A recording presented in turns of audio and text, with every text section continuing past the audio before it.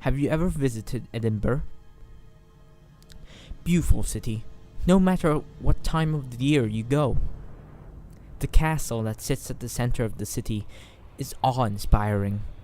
Looking down on the surrounding area from the mount, the peaks and valleys of the land have resulted in a city that flows with the landscape. Streets that surround can be steep, with the numerous sprawling alleyways even steeper. It is here that we find Flesh Market Close. It could be mistaken for any other darkened causeway in the city.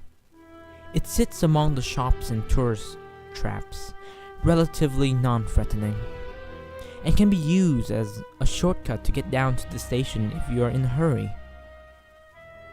The name has been justified through some who point out that flesh markets were a local term for butchers, and through others who suggest it a hangout of women of the first vocation. These are incorrect. There is a market on the close, but flesh is not the product. It is the currency. Market hours are dusk till dawn, and the entrance fee is one mouthful of your own blood. Prepare a glass and progress down the alley. As you get halfway down, swig from the glass and spit it against the wall. The blood will bubble and spread across the wall, coagulating into a hardened scab. This will then start to flake and scatter. A rather anticlimactic door will be revealed underneath.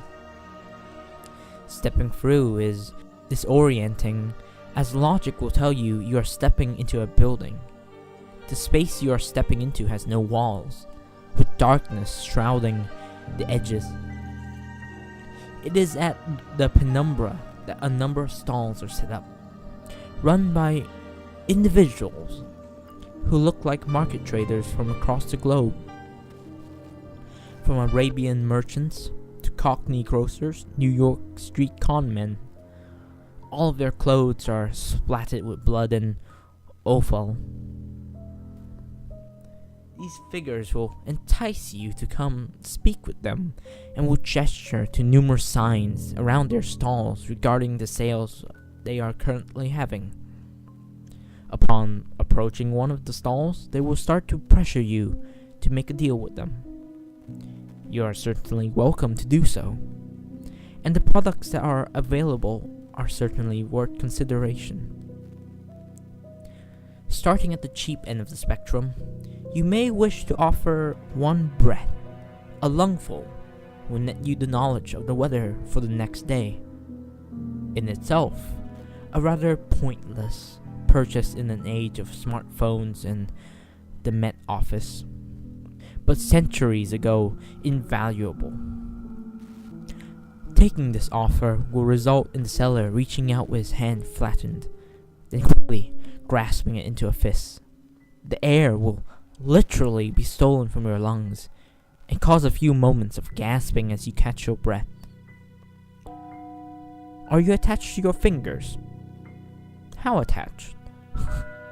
I mean, do you reckon you could do without your little finger? This sale will provide you instant forgiveness from anyone you desire for any wrongs you may have encroached against them. Agreeing to this will cause the trader to grin and shout, "One Yubitsumi special coming right up!" They will lunge forward and grab your wrist, pinning it to the table. Don't resist, because no one likes a tough sell. A flash of steel and you will be minus one digit. Just remember, you can only pay twice. Now, make no mistake, it will hurt. There will probably be a lot of blood, and if you don't take care of the wound, it may even get infected. As the price goes up and up, you may want to consider taking precautions regarding what you trade. Tourniquets and sutures would certainly not go amiss.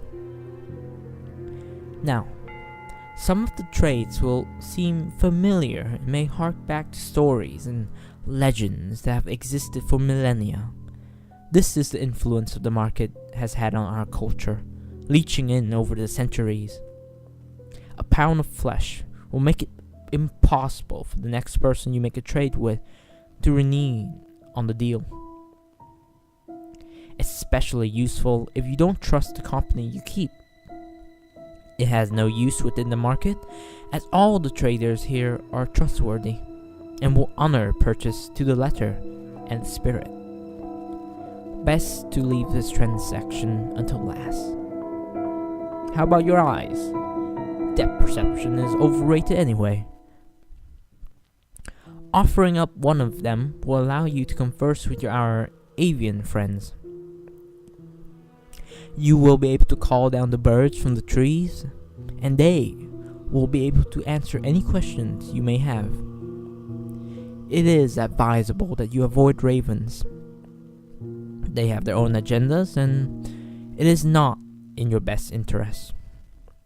The salesman will grab you around the throat and slowly prise his fingers into the socket.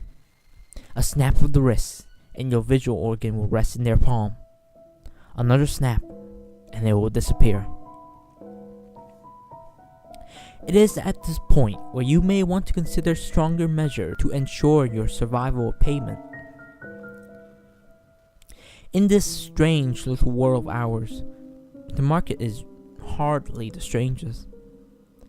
Artifacts and incantations exist that allow the body to continue functioning long past the point at which mortal coils will have shuffled from.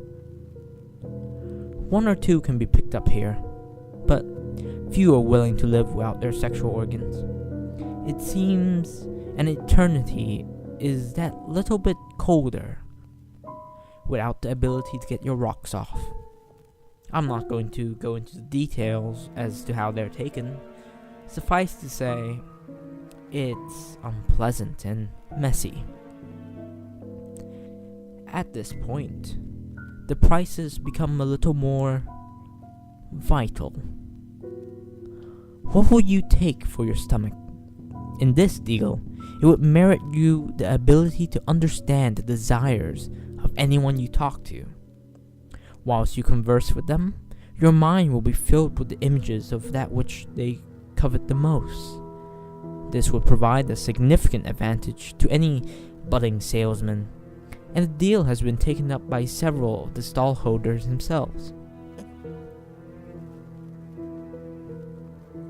Some may argue that such a gift would be more poetically suited to the heart. That vascular muscle, however, is a part of an altogether different deal. By bartering with your heart, you can guarantee the happiness of any given individual for the rest of their lives, however long that may be. The removal of these types of organ can be significantly painful, but the dealers will allow you a moment to prepare yourself before they produce a short, keen blade. One precise swipe later, and they will be digging into your tissues. They have unnerving accuracy and a level of cleanliness that rivals any surgeon. Now, it is acknowledged in some places that once the deal has been sealed, a buyer may have second thoughts and may want to back out. This is not one of those places. Most of the contract is left unspoken, but you are expected to have done your research. The buyout clause are a killer.